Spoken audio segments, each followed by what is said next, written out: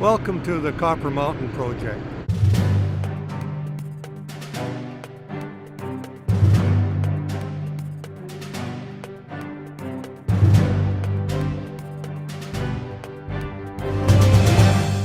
The Copper Mountain Mine is an open-pit copper-gold porphyry mine located near Princeton, BC.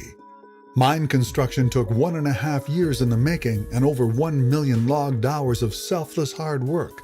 But it was well worth it as construction was completed on budget and on schedule, and the Copper Mountain Mine is in full operation.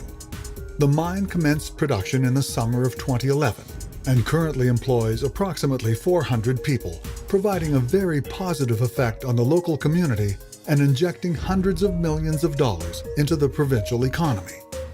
My name's Jim O'Rourke. I'm CEO of Copper Mountain Mining Corporation. The project involves a 5 billion pound copper resource. Copper Mountain Mine is owned 75% by Copper Mountain Mining Corporation and 25% by Mitsubishi Materials Corporation, and has excellent exploration potential, so the mine is expected to be producing for a long time. Capital costs totaled $438 million, and with the help of a partner, Mitsubishi, a 75-25 debt-to-equity financing was achieved at very attractive interest rates. Over the 17-year life of the mine, it will produce 1.5 billion pounds of copper, 450,000 ounces of gold, and 4.5 million ounces of silver. The $100 million fleet of mobile mining equipment consists of 3 hydraulic shovels, 19 240-ton haulage trucks, and the world's largest mechanical loader, a Komatsu WA1200 that is capable of loading the 240-ton haul trucks, and 5 Atlas Copco rotary drills. In addition, the company has a fleet of support equipment. To service the new Komatsu mining fleet, the company has built a new 5-bay maintenance shop. Currently, the mine is moving about 175,000 tons of material per day. Of that, 35,000 tons per day of ore is delivered to the primary crusher and then processed in the concentrator. The 240-ton capacity haul trucks will dump ore directly into the new 60-inch primary crusher. The ore is crushed to about 6 inches in diameter and is conveyed by a 1 kilometer-long continuous overland conveyor to the coarse ore stockpile located behind the concentrator building. Behind me, you can see our newly constructed concentrator building. Also behind me, you can see the ore stockpile in the background, as well as the pebble crusher building. And up on the hill, you can see the fresh and reclaimed water tanks. We reclaim our water from the tailing pond, and our fresh water is secured from the Similkameen River. And we do receive all of our power from the 61 megawatt BC Hydro substation. Everything inside the concentrator building is controlled by a state-of-the-art electronic system that allows the operator to monitor the whole milling process. From the central control room, the operator can see everything that's going on in the process, from crushing the ore to the final product. From the coarse ore stockpile, the ore is conveyed into the concentrator building and enters the 34-foot diameter SAG mill that is powered by 2 8,500 horsepower motors. In the SAG mill, water is added with the ore and tumbled with 5-inch diameter steel balls to grind the rock to less than 2 inches in size.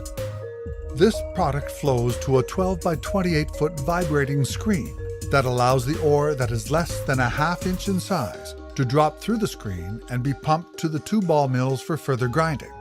Ore that is greater than ½ inch travels across the screen and is conveyed to a pebble crusher, where it is crushed to approximately ½ inch in size and returned to the SAG mill for further processing. The 2 24 by 40-foot ball mills, powered by 4 8,500 horsepower motors, use 3.5-inch steel balls to grind the ore finer.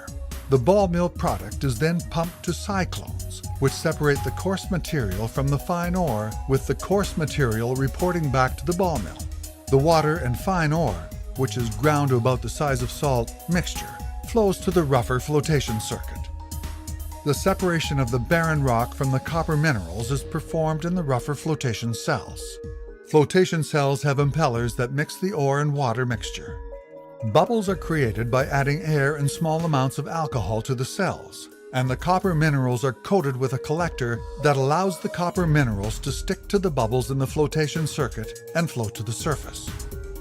The mineral concentrate from the rougher flotation circuit contain about 5% copper.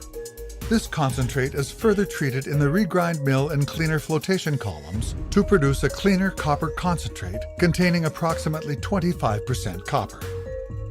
The cleaner flotation concentrate, which contains the copper mineral that has been ground to the consistency of talcum powder, flows to the thickener where the solids settle to provide a mixture containing 50% solids.